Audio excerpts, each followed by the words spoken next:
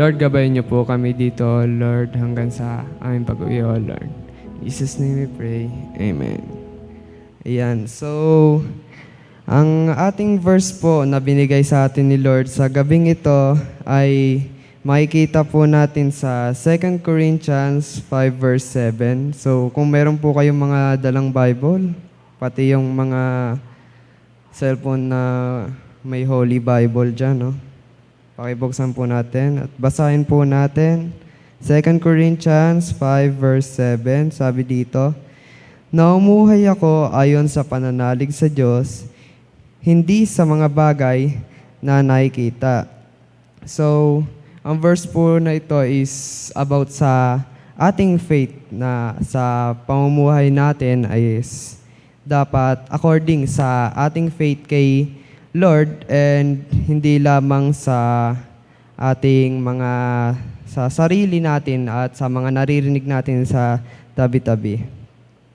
So, question po sa ating lahat, madali bang sumunod kay Lord kapag di natin alam kung ano yung mangyayari? Madali ba siyang sundin kapag di natin alam bakit natin dapat gawin ito?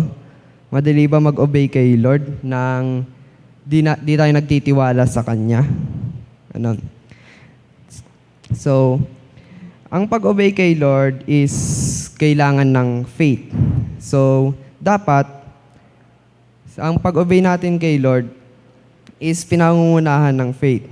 Hindi tayo sumusunod sa Kanya kung hindi natin alam na Siya yung Diyos na buti, hindi tayo susunod sa Kanya kung hindi natin alam kung bakit nga ba natin Siya sinusunod. Okay? So, gaya po nung sa ginawa ni Abraham, alam naman po natin yung kwento ni Abraham, which is yung kailangan niyang ialay yung anak niya. So, matatagpuan po natin ito sa Hebrews 11 verse 8. Babasahin ko lang po. "Dahil sa pananalig sa Diyos, tumalima si Abraham nang siya'y papuntahin ng Diyos sa lupang ipinangako sa kanya at tumayo siya, bagamat hindi niya alam kung saan siya paroroon." So, dito po, hindi po alam ni Abraham kung ano yung magiging result ng gagawin niya dahil, syempre po, hindi po clear. Hindi po alam ni Abraham kasi po hindi po clear kung ano talaga yung balak ni Lord, ano po yung gustong mangyari ni Lord.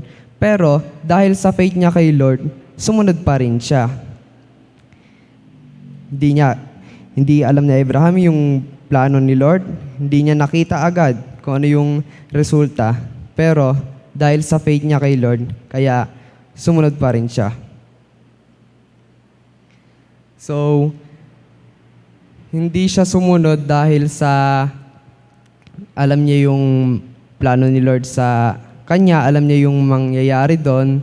Hindi siya sumunod na dahil sa binigay ni Lord yung buong parang blueprint kung ano yung mangyayari, ano yung step by step, tas kung ano yung susunod.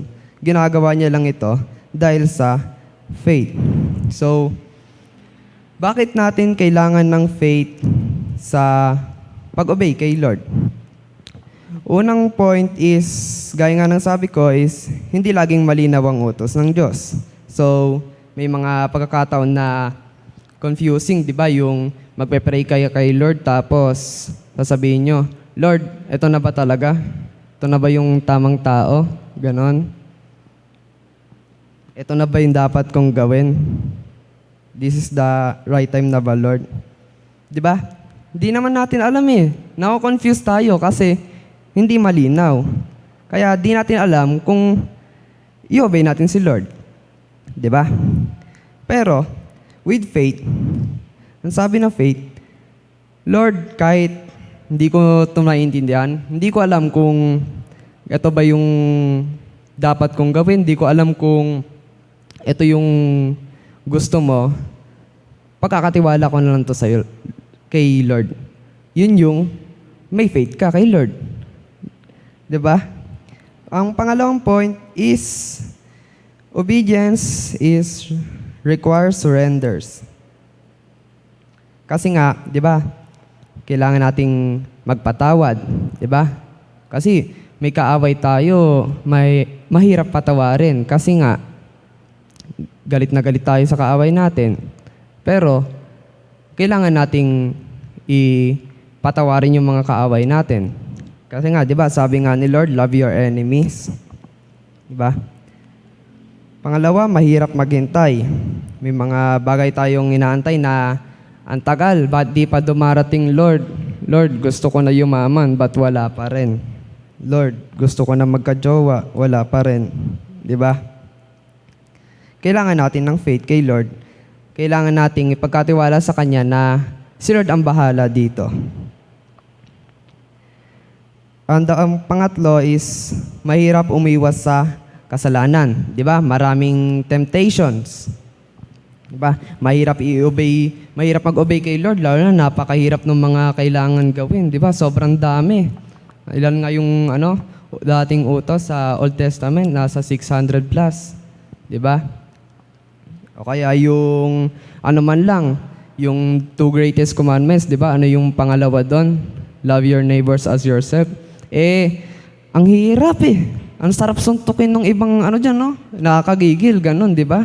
Pero, pag may faith tayo kay Lord, alam natin na hindi dapat natin to gawin, di ba?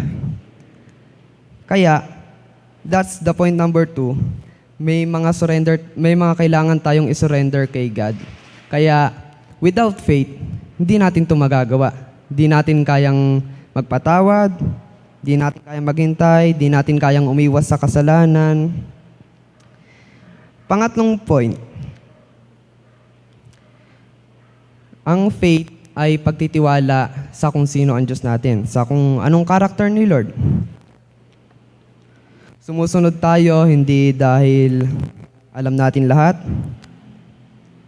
Sumusunod lang tayo kasi kilala natin si Lord.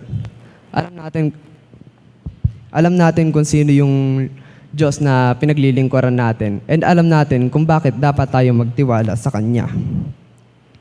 So,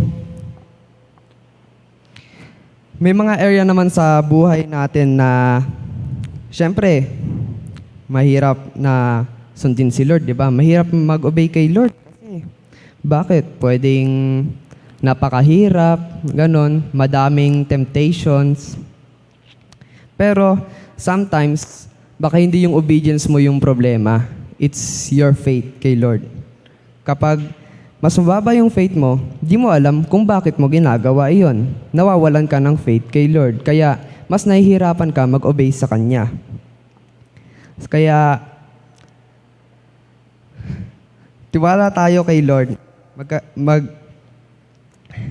Ibigay natin yung faith natin kay Lord. Magkaroon tayo ng faith kay Lord. Kahit hindi natin alam kung magiging okay tayo sa magiging result, kung magiging stable tayo, kakayanin ba natin, ganon. Huwag nating antayin na malinaw na andyan na sa harap natin. Tiwala tayo kay Lord, hindi yung sa sariling nating paraan. Kailangan nating magkaroon ng faith kay Lord para ma-obey natin kung ano yung gusto ni Lord. And maikli lang po ito, kaya sa conclusion na tayo. Faith and obedience works together. Without faith, di ka makakapag-obey kay Lord. So, the deeper your faith kay Lord, mas stronger yung obedience mo sa Kanya. Kaya, kailangan talaga natin ng faith for obedience. Kaya kung sa tingin natin, medyo humihina na yung obedience natin kay Lord, medyo din natin siya na-obey, din natin nasusunod kung ano yung mga gusto niyang gawin, and parang medyo lumalayo na tayo, alalahanin lang natin na baka hindi talaga obedience yung mali sa atin o yung kulang sa atin, kundi yung faith natin kay Lord. Kaya, iwan ko na lang po sa inyo yung verse na to sa Proverbs 3 verse 5, magtiwala ka sa Panginoon ng buong puso mo at huwag kang manalig sa iyong sariling kaunawaan. Again, have faith in Lord and do not lean on your own understanding. Kaya, Ayun lang po. So, sana may natutunan kayo ngayong gabi. And let's pray po. Lord, maraming salamat, O Lord, sa exhortation ko, Lord, na natapos, O Lord. Lord, nawa as we continue, O Lord, Ikaw ang gumabay, O Lord, sa bawat sulok ng simbahang ito, O Lord. Lord, naway gabayan niyo po kami, O Lord, sa buhay namin, O Lord, sa araw-araw, O Lord, sa pag-ising namin, O Lord, sa mga susunod na araw, susunod na linggo, at sa mga susunod pang araw ng aming mga buhay, O Lord. Ikaw ang gumabay sa amin, O Lord. In Jesus' name pray. Amen.